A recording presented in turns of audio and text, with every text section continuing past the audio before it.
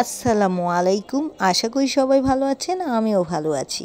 এই ফ্রাইডেতে আমার ছোট বোনের বাসায় আমাদের সব ভাই বোনের দাওয়াত ছিল, তাই ওর বাসায় যাওয়ার জন্য আমরা সকাল থেকেই সবাই প্রস্তুতি নিচ্ছিলাম। আর ওর বাসায় নেওয়ার জন্যই এই ফল ফ্রুট আনানো হয়েছে, দেন মিষ্টি, দই, রসমালাই এগুলো সব আনা হয়েছে। এগুলো এখন ভালো করে দড়ি দিয়ে বেঁধে নেওয়া হচ্ছে। যদিও যখন দোকান থেকে কিনে আনা হয়েছিল তারা ভালো করে বেঁধে দিছিল, বাট আমরা সকালে এনে এগুলো ফ্রিজে রাখছিলাম, যার কারণে দড়িগুলো খুলে রাখা হয়েছিল। এখন আবার আমার ভাই দুলাভাই বেঁধে দিচ্ছে যাতে এগুলো নেওয়ার সময় পরে নষ্ট না হয়। আর এইদিকে আমার মেজ বোনের মেয়ে আসছে ময়মনসিংহ থেকে ওর ছোট খালামনির বাসার দাওয়াত খেতে। ওরা একদিনের জন্যই আসছে, যেহেতু ওর হাজব্যান্ড আর্মি ম্যান, আর যার কারণে ওদের ছুটি পাওয়াটা খুব টাফ। এর জন্য একদিনের জন্য ওরা সময় করে আসছে, জাস্ট দাওয়াতটা খাবে ফ্রাইডে, আর এর পরের দিন মানে স্যাটারডে ওরা দুপুরবেলা চলে যাবে। এখন এগুলো সব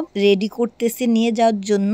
এই দিকে এই কতদিন তো বৃষ্টি হয়নি, বাট আজকে সকাল থেকে এত বৃষ্টি হইতেছে, প্রচন্ড বৃষ্টি হইছে, রাস্তাঘাট পানি দিয়ে একবারে ভরে গেছে। এখন আমরা যে আমার বোনের বাসা যাব সেটা যাওয়াটাও খুব প্রবলেম হয়ে গেছে, যেহেতু সকাল থেকে প্রচন্ড বৃষ্টি হয়েছে, যার কারণে রাস্তাঘাটও পানি দিয়ে ভরে গেছে। আর এর জন্য রিক্সা পাওয়াটাও টাফ। আর আমাদের বাসা থেকে আমার বোনের বাসায় রিক্সা দিয়ে গেলে বড়জোর 20 থেকে 25 মিনিটস টাইম লাগে। খুব কষ্ট করে একটা রিক্সা পাওয়া হয়েছে, আর ওইটাতে করে আমার বড় ভাই ফ্রুটস আর মিষ্টি নিয়ে গেছে, আর বাকি যেগুলো ছিল ওগুলো আমরা নিয়ে যাব। এই দিকে আমরা যেহেতু রিক্সা পাইনি, তাই আমাদের কিছু পথ হেঁটে আসতে হয়েছে। আর রাস্তাতে তো প্রচন্ড পানি ছিল, এই যে রাস্তার এই অবস্থা। যাই হোক, ফাইনালি আমরা রিক্সা পেলাম। এক এক করে আমরা সবাই যে যেমন করে পারছি রিক্সা উঠছি।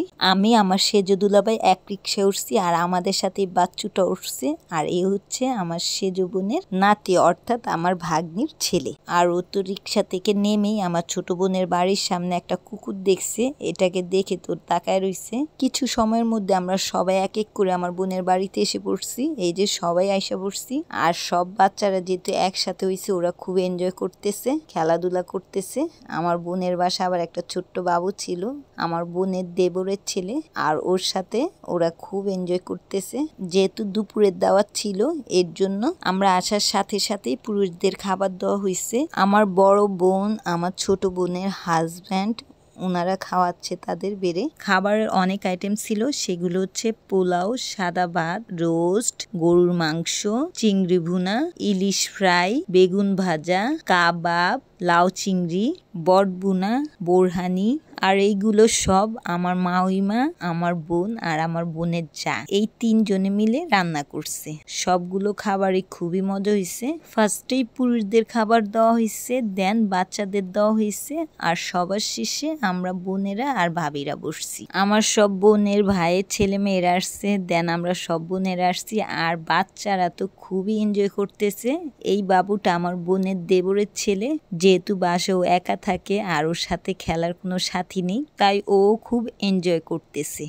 ওর সব খেলনা বের করে দিছে ওদের খেলার জন্য। অ্যাকচুয়ালি বাচ্চারা ওদের খেলার সাথে পেলে ওরা খুবই আনন্দ পায়।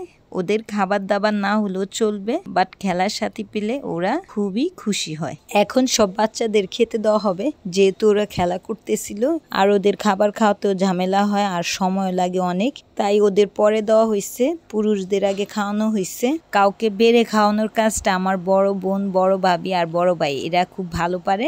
আজ আমার বড় বোনই বেড়ে খাওয়াচ্ছে সবাইকে। এই 2 জন সম্পর্কে মামু ভাগিনা, এরা ক্ষণে ক্ষণে ঝগড়া লাগে আবার মিলে যায়। খেতেও বসছে 2 জনে একসাথে। অ্যাকচুয়ালি 2 জনে সেম এজের তো, যার কারণে একজনকে ছাড়া একজন চলতে পারে না, আবার একজন আরেকজনকে দেখতে পারে না, এমন একটা অবস্থা। যেহেতু সব জায়গাতেই কম বেশি গ্যাসের সমস্যা, তাই কাউকে দাওয়াত দিলে টেনশন থাকে যে সঠিক সময় রান্না হবে কিনা, কারণ গ্যাসের মতো তাড়াতাড়ি অন্য কোনো কিছুতেই রান্না করা যায় না, ওটা সিলিন্ডারই হোক আর অন্য যে কোনো কিছু হোক না কেন।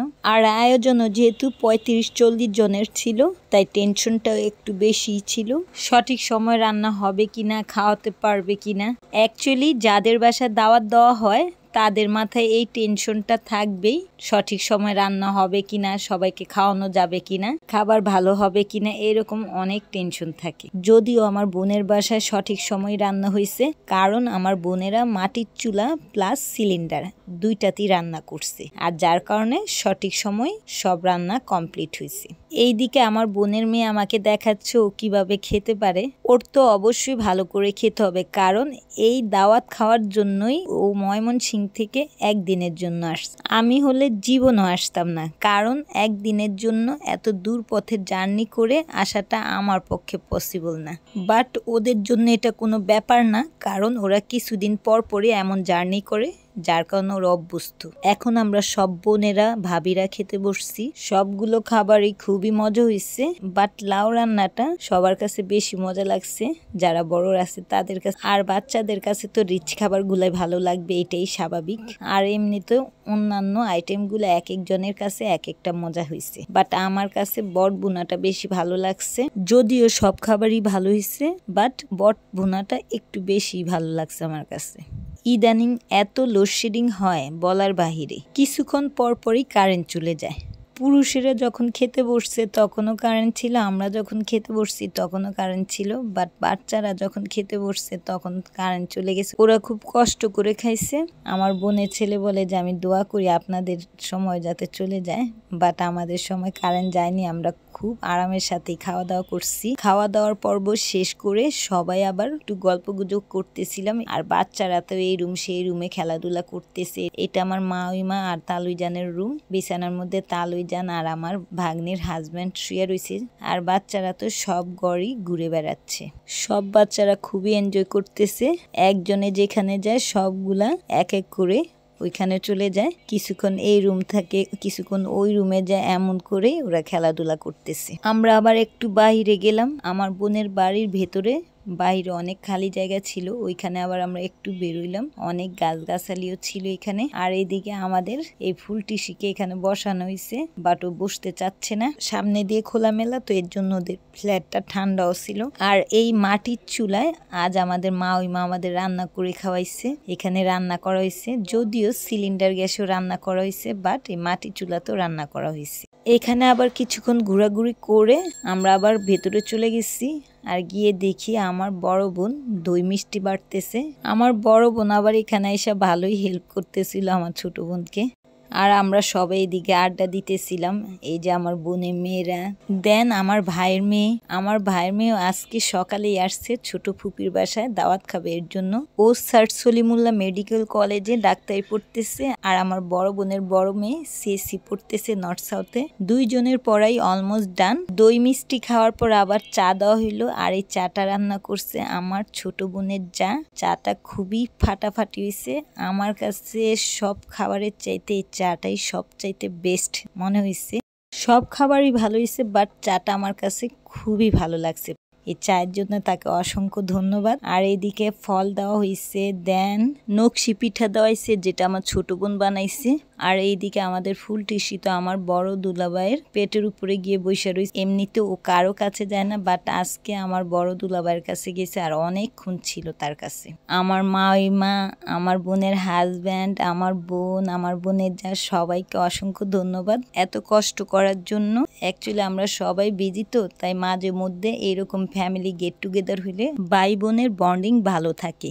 আজ এই পর্যন্তই। আমার ব্লগ ভালো লাগলে সবাই আমাকে লাইক, শেয়ার, কমেন্টস এবং সাবস্ক্রাইব করে আমার সঙ্গে থাকবেন, এবং আমাকে বেশি বেশি করে সাপোর্ট করবেন, এবং চোখ রাখবেন আমার চ্যানেলে আমার পরবর্তী ভিডিও দেখার জন্য। সবাই সুস্থ সুন্দর থাকবেন। ধন্যবাদ সবাইকে। আল্লাহ হাফেজ।